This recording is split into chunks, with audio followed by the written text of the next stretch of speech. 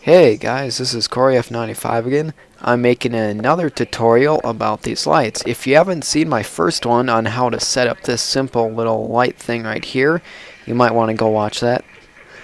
But now what we're going to do is use the advanced pod controller. So now we're just going to spawn any vehicle, anything you want.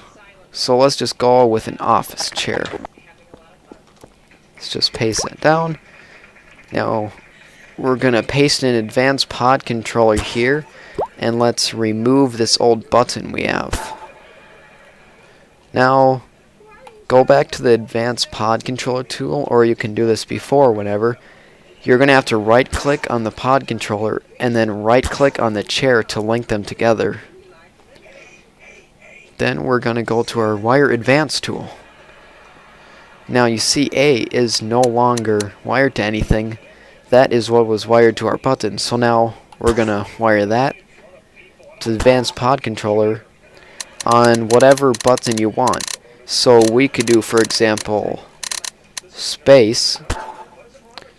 So now when we sit in the chair and we look at it, we're going to hit space and the light's going to glow. Now you notice how it's not on toggle.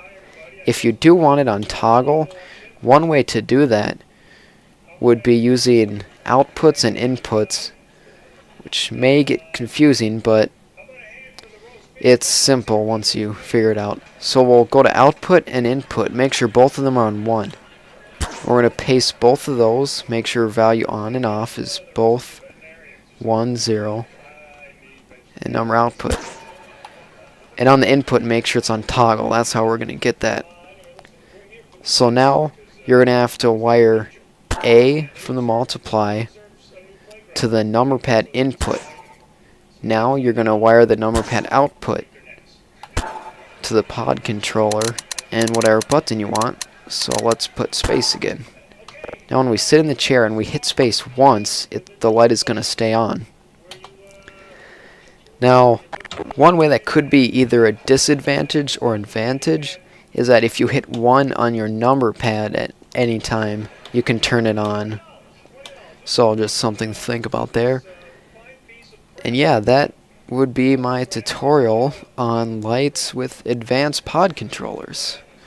Hope you learned from this. If you have any questions, post them below, or if you have any other requests for tutorials, you can post that too. See ya.